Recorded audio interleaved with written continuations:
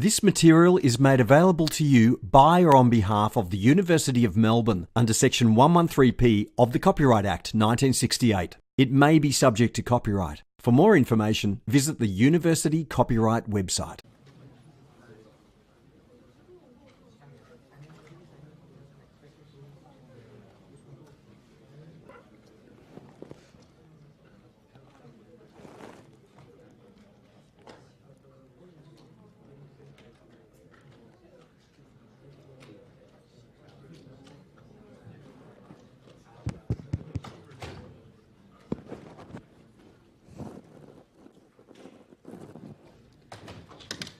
All right, good morning everyone. So, picking up from where we left off last time, let me just go through the example we were doing because it ended up being a bit rushed and I lost track of time and we ran out of time. So, we were just looking at this example which followed on from our discussion of the impact of modelling error and what we can do to deal with that. So, in this example we have a plant that it has two stable poles, one at s equals minus 1, one at s equals minus 2. And what we're trying to achieve here is tracking of a step reference, okay, rejection of an input disturbance, which is sinusoidal. Okay, we know the frequency, but we don't know the size, and we don't know the phase. Okay, and that's consistent with thinking of these external signals as sometimes representing uncertainty, things that we don't know about the operating environment. Okay, our model is not exactly what the real system is. But let's suppose that we know that the real system is related to this model via a multiplicative perturbation with size that is bounded in the way shown here. Okay, so the size of the multiplicative uncertainty depends on frequency, and as we saw before, multiplicative modelling uncertainty is typically more significant at high frequency than at low frequency, and this dotted line shows what this bound is, and it shows that there's more uncertainty at high frequency than at low frequency. All right. So, our closed loop system looks like this. So we've got a reference coming in, goes into our controller. We've got an input disturbance, DI. This is that sinusoidal signal with uncertain amplitude and phase. We have our nominal plant model, okay, and we're feeding back a measurement of the output. Okay, so this is your reference, this is your error signal. All right, we're trying to make Y track R. All right, in other words, we want to make the error signal insensitive to the reference, and we want to make the output signal insensitive to the input disturbance. Okay, so what's being proposed is this controller, okay, and the controller has two zeros which cancel the two stable poles. That's okay. Stable pole zero cancellation is okay. All right. And then there are two more zeros. All right. There's a pole at s equals 0. That's associated with making sure that the sensitivity function that tells you the relationship between the error and the reference will have 0 gain at 0 frequency, as required to get 0 error in steady state for a step reference. Okay. There is a pair of poles at s equals plus and minus j. As we'll see today, that is consistent with rejecting an input disturbance of frequency 1, okay, in terms of its effect on the output signal. All right. And there is another pole at s equals minus 100 to make sure that we're rolling off at high frequency so that the complementary sensitivity function will have small gain at high frequency as required to reduce the sensitivity of the closed loop to high frequency measurement noise, but also to make sure that we're robust to this modelling error As we saw last time, in order to get robustness to this, we need to make sure that the product of this and the complementary sensitivity function is less than 1. Okay, and if it's much, much less than 1, then the perturbed closed loop will be very close to the original, the closed loop that you get when using this as the plant model in terms of how the sensitivity functions are shaped across frequency. Okay, so I haven't explained what these zeros are doing, right? I've explained what all of the poles are doing. I've explained what these zeros are doing. What are these zeros doing? Well, these zeros are there to make sure that we have a reasonable phase margin at the crossover frequency. Okay, so this is limiting the crossover frequency. Okay, we've got to choose a crossover frequency that is below where this becomes significant to make sure that T will roll off. Okay, so that's how we decide where that should be, right? It's really determined by this and where the multiplicative modelling error is becoming significant. All right, this is there to get the disturbance rejection. This is there to track the reference. Okay, so why do we need these? Well, let's think about what the open loop transfer function looks like. It looks like this once we've cancelled the two stable poles. Okay, so this is giving us this very high gain at low frequency as required to make the output sensitivity function 0 at 0. Okay, and this term here will look like, you know, this, and then go down at 40 dB per decade beyond the frequency 1. Okay, so you can see that it produces this peak here in the loop gain, okay, which again forces a sensitivity function to be 0 at the corresponding frequency.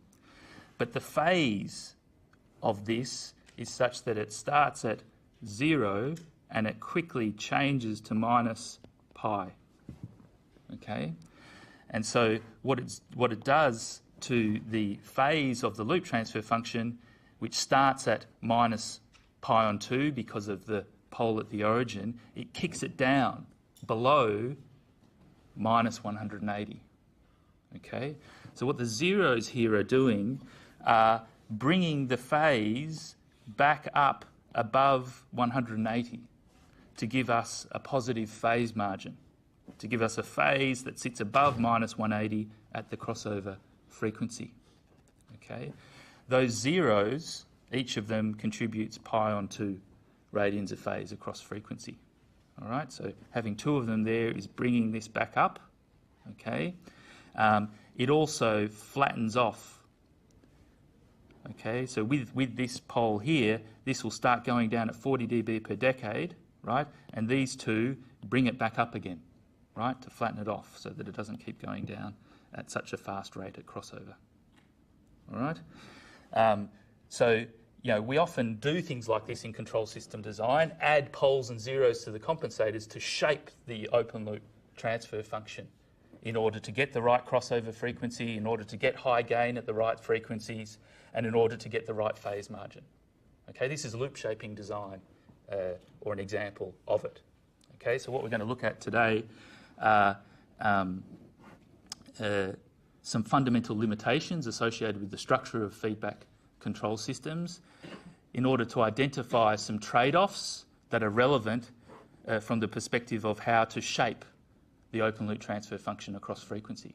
And in part 4, okay, we will be focusing entirely on how to shape the open loop transfer function in order to meet control specifications of the kind that we've just discussed. Okay. The bottom line is that control system design is about balancing off these competing objectives, okay, as we've already discussed. So this is just a summarise of all this stuff. I just want to point out there's a typo there. Somehow the minus sign went missing. Okay, I'll leave that for you to read. Okay, but as we were discussing last time, you know, control system design is about balancing off competing objectives. We've looked at performance in terms of reference tracking and disturbance rejection, and we've seen that that typically leads to a lower bound on the crossover frequency. Okay, the loop shape typically looks, in terms of the gain, something like this, okay, where lambda is large at low frequencies. Why? Because that makes S small, right? And the sensitivity of the error signal to the reference is determined by this transfer function, right? And if the reference has most of its energy at low frequency, we want to make sure that this transfer function is low, at low frequency, so the error will be small. Okay? How can we make this smaller? Well, we can push the crossover frequency further to the right. One way to do that is to increase the gain, right, which will shift everything up by the same amount at every frequency. And if I do that, it'll make the sensitivity smaller, right, over a wider range of frequencies. Okay? And the same goes for output disturbances and input disturbances. Okay? So trying to meet these sorts of objectives is translates to trying to push the crossover frequency further to the right. Okay? So in other words, they lead to a lower bound on the loop gain crossover frequency. Okay? Whereas consideration of sensitivity to measurement noise and sensitivity to multiplicative modelling error translates to an upper bound on the crossover frequency. Okay? We know that those things are determined by the complementary sensitivity function. Okay? And the complementary sensitivity function will be 1 where lambda is large, but it'll be small where lambda is small. Okay? And to get low sensitivity to measurement noise and low sensitivity to multiplicative modelling error, we want T to be small. How do we make sure T is small? We make sure that at frequencies, the crossover frequency is sufficiently far to the left of frequencies where there's significant measurement noise or significant modelling uncertainty. Okay, so those things lead to upper bounds on the crossover frequency. This is what I mean by a trade-off. One thing's trying to push it that way, the other thing's trying to push it the other way. Right, that's an example of a trade-off. Okay. Similarly, trying to deal with actuator saturation and rate limit problems leads to an upper bound on the crossover frequency, and that relates to not ending up with too much peaking at the crossover frequencies or too much gain at high frequencies in the control transfer function as may be required to try to push the crossover frequency to the right. Okay, so we're trying to balance all of these things off against each other in control system design. And really these are determined by the nature of the external inputs to the system and how they have their energy distributed across frequency and the nature of the modelling uncertainty. Okay, and these are managed by separating the competing objectives across frequency. That's what I'm saying. These are low frequency signals, these are high frequency type things. That's how we separate the competing objectives, right? And we can deal with them by just making sure that the open loop transfer function has the right shape across frequency. It has high gain at the right frequencies and low gain at the right frequencies. Okay? And in addition to this, there are some structural limitations that limit what can be achieved with a feedback interconnection by virtue of the structure of a feedback interconnection, as we'll see today. Okay?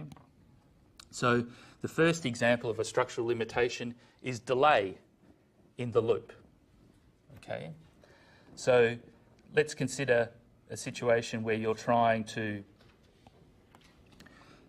reject a plant output disturbance. So in other words, make this signal insensitive to this signal here, right?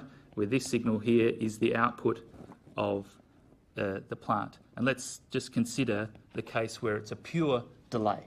So the plant is just a pure delay. Wiggling this signal here is seen at the output after some time, right, with delay. So let's think about what the best thing we could do might be, all right? So if I am measuring this as part of my feedback, okay, if I know what the input is, I'm generating that thing, if I just put that through a delay, right? And so this signal here becomes like this signal here, right? This signal here, let's call this y hat, is just d plus y hat, okay? So if this is y hat, okay, and I subtract that away from d plus y hat, then what I get here is d. So by doing this, I've effectively reconstructed the output signal, okay? And so what I could do is just now feed this back, okay, compare it to your reference, and then feed it forward like this. Let's just, for the sake of argument, say the reference is 0. So we're trying to make this signal here equal to 0, okay? And if you like, this is our control, right, which is drawn in the dotted box here, right? So this is just redrawing the picture that I've shown, okay? Well, let's think about the situation where D is just a step in time, okay? That's not a very straight step. So D just being a step, all right? Now, no matter what control action I take, it's only seen after some delay. Okay, so I can do this, I can reconstruct my step here and put it in here, and what I'll get out is some delayed version of it. All right? In fact, what we should do is make it, we're making it minus d here, okay, because it gets multiplied by -1. So we're putting minus d through here, but it comes out after some delay, so d will be like this, y hat will be like this, some delayed version of the disturbance, okay? But you can see that when I take, well, it'll be minus, sorry, y hat will be minus d, right?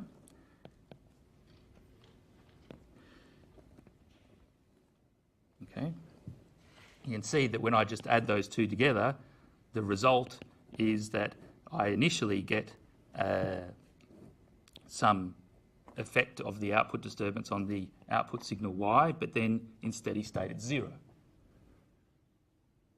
Okay, so in some sense this is the best I can do, okay, given that whatever I do here is going to be delayed. All right, so for a very low frequency input, this seems to be a sensible approach, okay? But what happens if I now consider a sinusoidal signal here? Okay, if I consider a sinusoidal signal here, I'm still reconstructing the disturbance here with this controller, okay? And so I'll get a sinusoidal signal here. Putting a sinusoidal signal through a delay shifts it in phase. Right? What happens if I delay a sinusoid, right? So what we'll be getting is D doing this, all right? And the thing that we're reconstructing at the output of the delay will be minus this, but shifted in phase, right? So it'll be shifted in phase such that when we add them together, they won't cancel each other out. Okay, unless the shift in phase is an integer multiple of the period, then they'll cancel each other out. Okay, but if the period is very long, then the shift in phase will be such that the sum of the things is small. All right, so that's the basic idea behind saying that this is the best we can do, okay, when there's delay in the loop.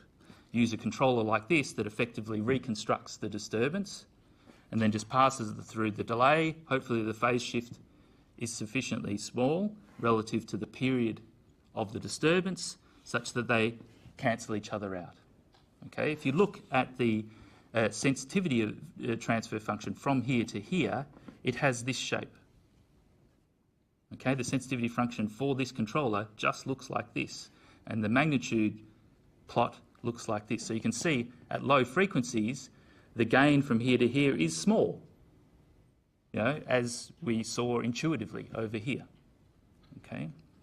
But for high frequency signals, the gain can be large. All right? Because when the reconstructed disturbance goes through the delay, it gets shifted in phase. All right? Unless that shift in phase exactly an integer multiple of the period, there can be significant gain from here to here. All right? So having delay in the loop is putting a limitation on the range of frequencies that we can reject at the plant output.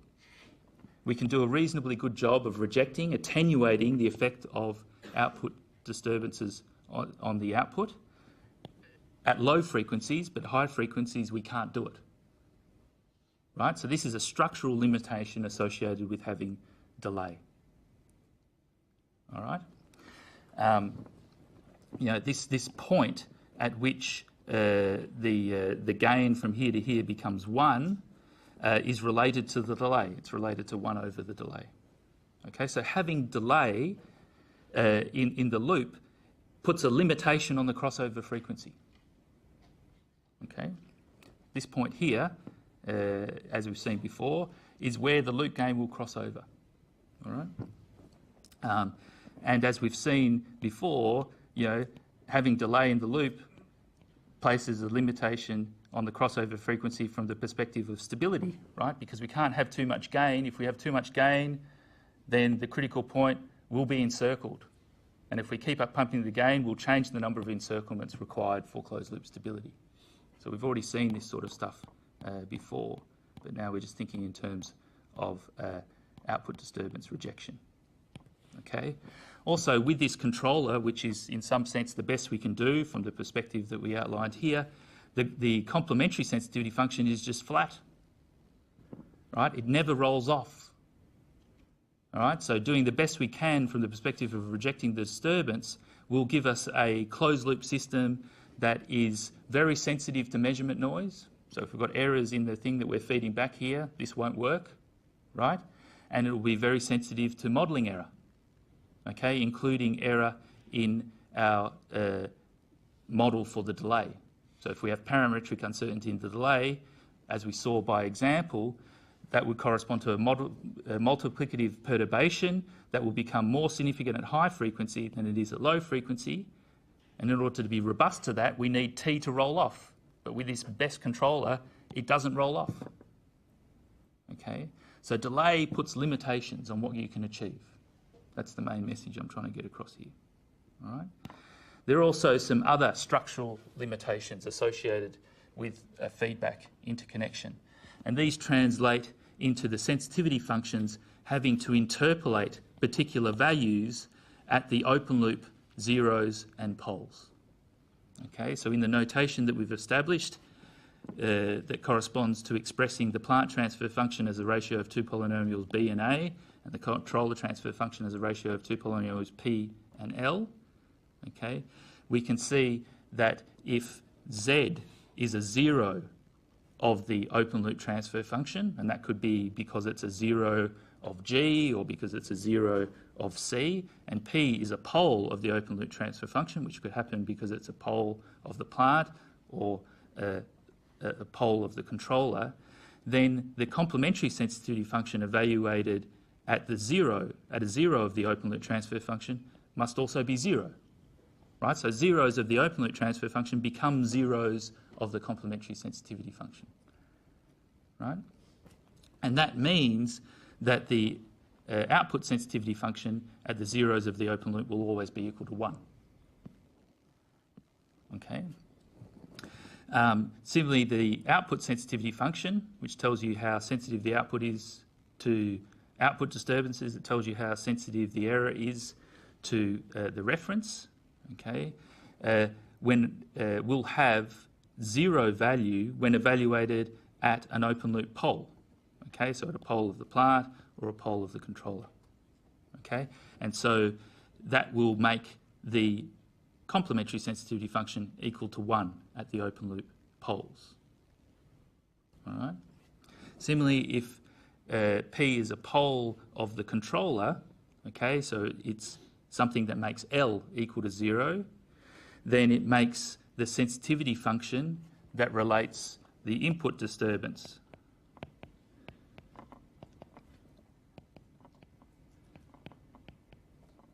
So that transfer function there, it will make it 0 at the pole. Okay, so these are so-called interpolation constraints, and they arise just by virtue of the structure of the feedback interconnection, which leads to these formulas for the sensitivity functions.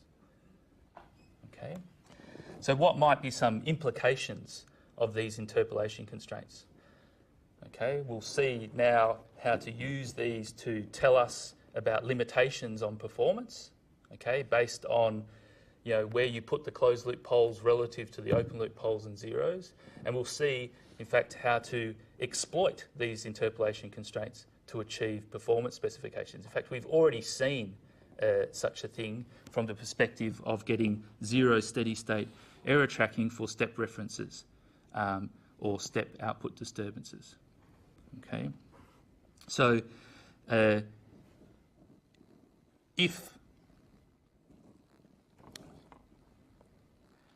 So let's look at the error signal. Okay, we know that that's the output sensitivity function times the reference. Okay. Now, if we have an open loop pole at s equals 0, right? In the example that we just saw, that was achieved by putting a pole s equals 0 into the controller. Okay, then that's telling us s will be 0 at 0. Okay, if s is 0 at 0, s must have this form. It must have a factor s that you can pull out. Okay, in other words, if s is 0 at 0, then it must look like little s times another function, right, that has on the denominator the same thing as s, but on the numerator a polynomial of degree 1 less than the numerator of the left-hand side here, right? Because when I evaluate this at s equals 0, I get 0, okay? So that's what it means to interpolate this value. And so if I have a step reference, right, which will have Laplace transform looking like this, then the error signal will look like this.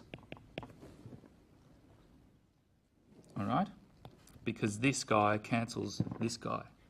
And if the closed loop is stable, okay, you know that this function will be well defined in a right half plane, okay, so to the right of this line, that contains the imaginary axis, right? Because the singularities of this, which is now the Laplace transform of a signal, it's no longer a transfer function, right? Because we've multiplied it by an input, okay, to make it a signal again. But if the closed loop is stable, then all the poles of S, okay, lie in the left half plane, to the left of some line. Okay, that's what stability of the closed loop means. The singularities of S hat coincide, right? So if this is well defined to the right of a line to the left of the imaginary axis, then this is well defined to the right of a line to the left of the imaginary axis. And what do we know that means for a signal? It means that that signal will decay in the time domain. Okay, if the region of convergence for the Laplace transform of a signal is a right half plane that contains the imaginary axis, then the signal decays in the time domain. Right? So what that's telling us is that the error signal will go to 0. We will get 0 steady state error. Okay? By virtue of this, exploiting this interpolation constraint, right? By placing a open loop pole at s equals 0. Right? Perhaps by making it part of the controller. Okay? That doesn't work for input disturbances, right? For input disturbances, we need this function to be 0 in the right spot, right? not this function here. But we can make sure that this is 0 at s equals 0 by putting a pole into the controller. This can be 0 at 0 by either having the pole at s equals 0 in the controller or the plant. Okay, so from the perspective of getting 0 steady state reference tracking error, okay, the pole at s equals 0 can either be in the plant or the controller, right? But from the perspective of getting 0 gain at 0 frequency from here to here, you need to make it part of the controller. Okay, we'll see more about exploiting such constraints to achieve performance specifications a bit later on. Okay, what we're going to focus on now is implications of these interpolation constraints from the perspective of closed loop performance. Okay, so given a signal h, okay, this integral just looks like evaluating the Laplace transform of h at s equals z, right, by definition of the Laplace transform. Okay, and that will be valid provided the value z is in the region of convergence for the Laplace transform of h. Okay, so this is just reminding you of the definition of something. Now, let's consider a feedback control system with these properties. Okay, so what we're going to do is put constraints on where the closed loop poles are. Okay, we're going to say that our feedback control system is such that the closed loop poles lie to the left of minus alpha, where alpha is some positive value. Okay, intuitively, we can think of the crossover frequency as being related to alpha. Okay, as we push the crossover frequency to the right, it's like making the complementary sensitivity function have a wider bandwidth. So you'd expect that to be consistent with something that is faster. So pushing the crossover frequency to the right will push this line to the left. Okay, the further this line is to the left, the faster the closed loop is. The further the crossover frequency is to the right, the faster the closed loop is. Okay. And in addition to that, let's suppose that we know that the open loop transfer function has a pole at s equals 0. And we're going to look at what happens when there's an open loop 0 at z and another pole at p. All right, so the reason for putting an open loop pole at s equals 0 is because that's a common thing to do so that you can get 0 steady state error for reference tracking or output disturbance rejection, as we just saw. Okay, but in addition to that, we've got another pole, okay, that sits somewhere to the right of this line minus alpha, and we have a 0 that sits somewhere to the right of this line minus alpha. Okay, so we know that by virtue of the interpolation constraints that we just saw, that the output sensitivity function evaluated at the open loop 0 must be equal to 1. The complementary sensitivity function inherits the open loop 0. Okay, the sensitivity function at the pole will be 0. The complementary sensitivity function at the open loop pole will be 1. And we know that s equals 0 is a pole. Okay, so at 0 we have these interpolation constraints here. All right. These interpolation constraints here make sure that Z and P are in the region of convergence for the Laplace transform of the error signal. Okay, because by virtue of this, okay, we know that this transfer function has a factor S that can be pulled out of the front. So when this signal here is a step, okay, we're just left with the S hat that we saw on this previous slide here, okay, which by virtue of this assumption, right, is something that's well defined everywhere to the right of this line. Okay, so if Z and P are to the right of this line, then they'll be in the region of convergence for the Laplace transform of the error signal. All right. So in view of that, we can write down these integral constraints. Okay, just that really just follow from the definition of the Laplace transform. And we can do this now because we've verified that Z, where we're going to evaluate this, and P, where we're going to evaluate this, are in the region of convergence for the error signal when the reference and output disturbance are step-like functions. All right?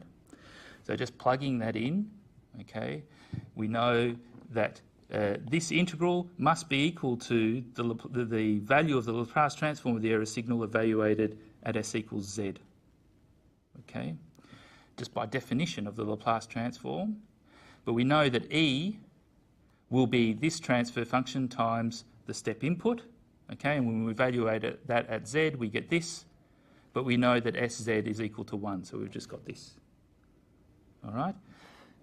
Now, if we look at this integral, okay, where we've changed the exponential weight now to correspond to the pole that sits to the right of here somewhere, then we get this constraint here, right?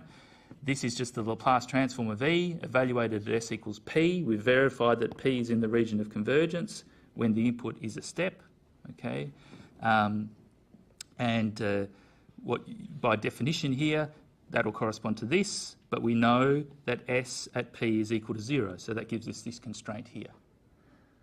So what can we infer from these constraints? Well, these constraints are integral constraints on the error, okay? Now, we've got weighted integral constraints on the error. Let's think about what the weights are. Well, the weights are always positive for all t, right? Because e to the x is always a positive number for all x, right? So no matter whether z is positive or negative, this is always positive. So we've got a positive weight in both cases, all right?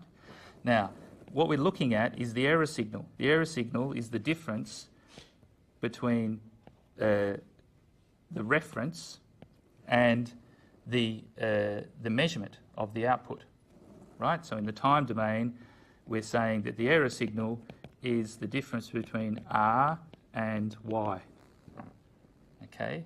And we're looking at a situation where R, as a function of t, looks like this. It's a step, okay? So it's changing from 0 up to 1, or some other constant value, all right? Now, if y is initially at 0, right? So if y is initially at 0, which is consistent with the reference being 0 before time 0, then what's going to happen to the error signal? The error signal will eventually be positive, right? Because this has become 1 and this is 0.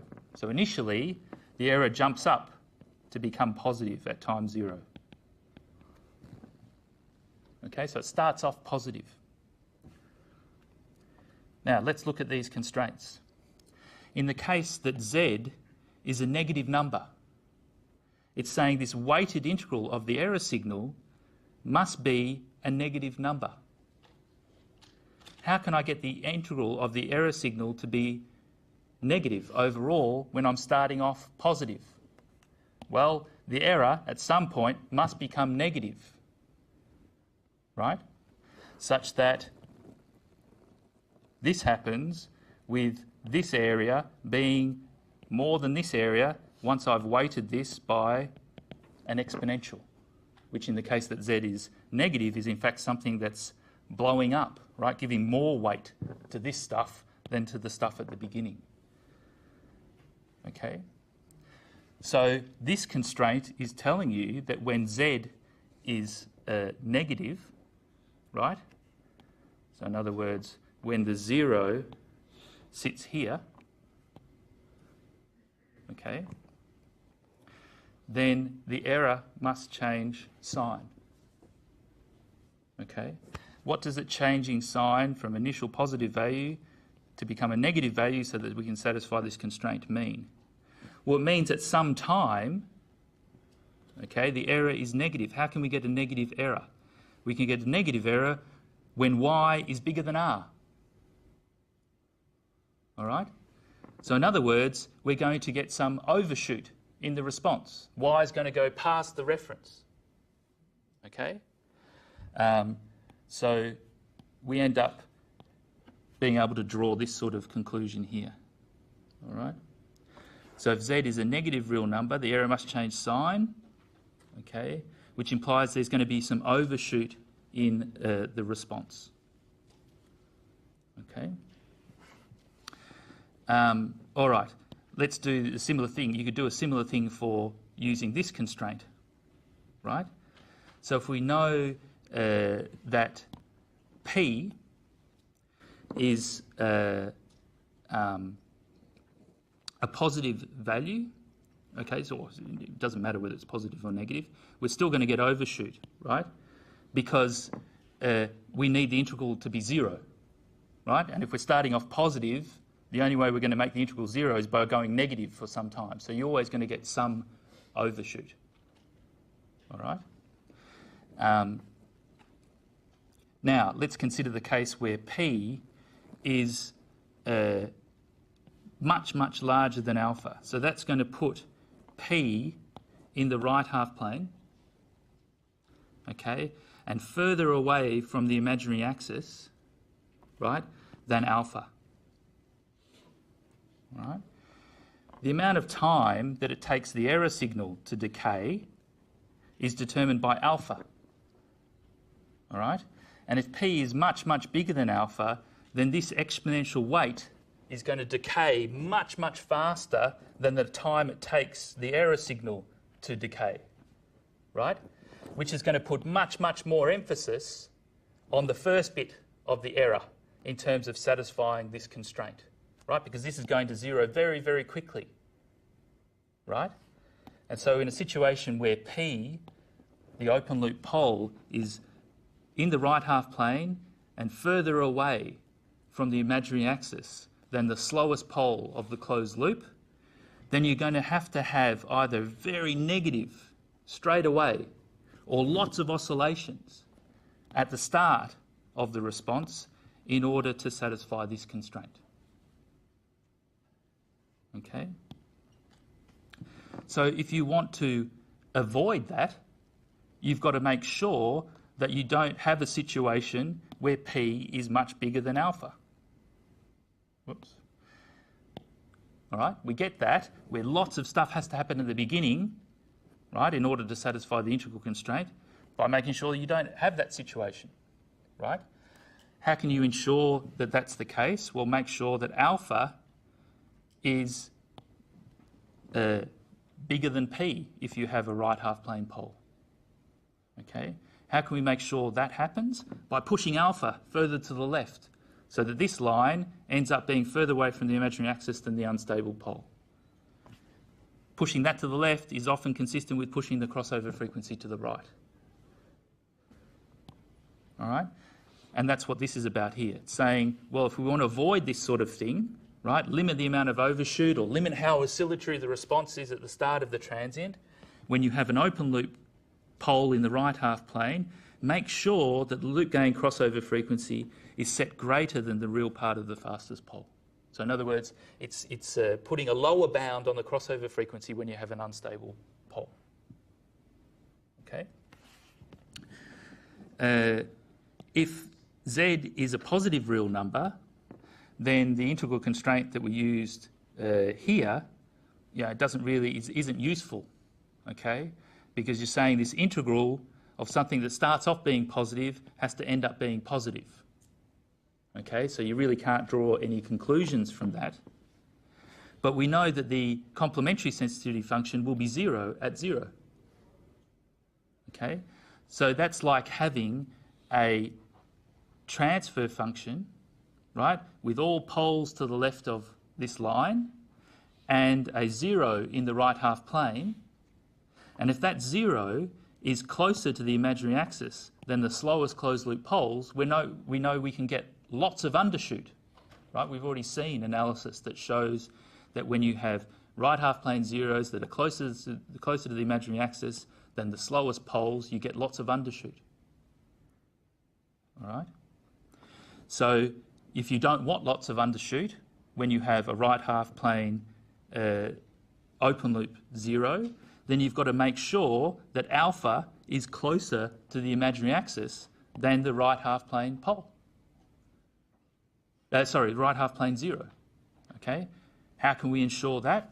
By bringing alpha closer to the imaginary axis, by bringing the crossover frequency down. Okay? Which gives us this rule of thumb, if you like. Okay, so the point of this analysis is to identify these sorts of potential trade-offs, right? This is saying if I've got an unstable right half plane pole, I've got to have a sufficiently high crossover frequency if I want to avoid, bad transients in the step response of the closed loop, right? This one is saying if I have a right half plane 0, I can't make the closed loop too fast, because if I do, I might get lots of undershoot, which is typically undesirable. Okay, so there's a point to this analysis. It's not very complicated analysis. It's really just based on the definition of the Laplace transform, which leads to these integral constraints, which then leads to these, guidelines for design in different cases. Okay. All right, this is another example of an integral constraint, okay, but it's a frequency domain integral constraint now, as opposed to these time domain integral constraints that we've seen. All right. It follows from Cauchy's integral theorem. Okay, let's not worry too much about what that is. It's about integrating analytic functions along closed contours, and if the function's analytic in the region on the interior of the contour, then the integral around it must always be equal to 0. Okay, that's what Cauchy's integral theorem says. Okay, so if we apply that to this analytic function, which corresponds to taking the natural log of the output sensitivity function, right? So if the closed loop is stable, then this function will be analytic in the right half plane, right? And what we're doing here is like integrating, along a contour that contains the right half plane. And because this function is analytic, all right, we end up with 0 integral, okay, by virtue of Cauchy's integral theorem. Okay. Now, what are the implications of this integral constraint? Here we got some integral constraints, and we drew some conclusions. What they mean in different situations. All right. What conclusions can we draw from this integral constraint? Well, the sensitivity function, the output sensitivity function, is typically small at low frequencies, right, which is consistent with low frequency reference tracking, low frequency disturbance rejection, okay, and it becomes 1 at high frequencies, because at high frequencies we want T, the complementary sensitivity function, to be small to give us low sensitivity to measurement noise, low sensitivity to modelling error. And if T is small, S will be 1, because S plus T is always equal to 1. All right? So S typically has this sort of shape across frequency, where it's small at low frequencies and getting close to 1 at high frequencies. All right? And this integral constraint is saying that when we integrate over frequency, okay, we must get 0. In other words, the area here must equal the area here. All right, I'm just integrating a curve because, on a log plot, right, and that's what we're integrating. We're integrating the log. Gain of 1 is 0, right? We've got a sensitivity function that does this, right? So this is negative, right? So we integrate that, you get a negative number. We integrate this, we'll get a positive number, and they have to add up to 0. Okay, so what's the implication of that? The implication of that is I've pushed this down, right, by, for example, increasing the gain of the loop, okay, then this must go up. All right? So getting better performance at low frequency might result in worse performance at high frequency. So this is often called the waterbed effect, all right, or conservation of sensitivity dirt, as this picture indicates. Pushing it down here pushes it up here. all right? And if you have an upper bound on the loop gain crossover frequency, which will correspond to something around here, all right, then you are forcing this beyond the crossover frequency. You're forcing S to be 1, right, because T is becoming small. All right, so if I've got an upper bound on where this is, right, so that's like putting an upper bound, a bound on when this S will become equal to 1, and I've got all of this that has to be balanced out. I can get large peaks in here as required to balance these two out. Okay. So that's another example of a structural limitation. Right? There's effectively all these things are saying there's never any free lunch. If I gain something over here, I'll lose it somewhere else. Right? And so what I'm trying to do is make you aware of these sorts of trade-offs. Okay? Because design, in the end, will be about balancing those trade-offs against each other. All right? So I think rather than rush through the internal model principle, I think we'll leave it there for today.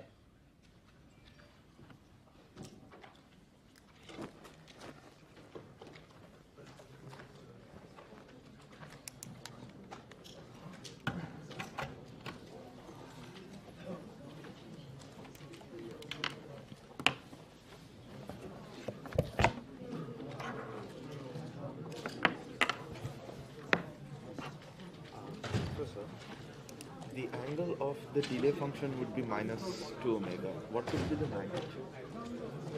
1. So Magnitude of,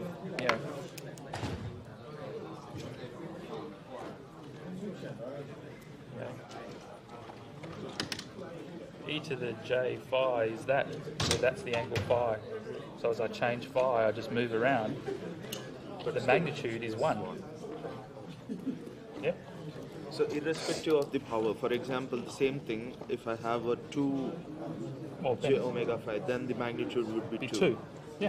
Instead of being 1. Yeah. That's why we always write complex numbers. If I have a complex number, I can always write that as the magnitude of this, right?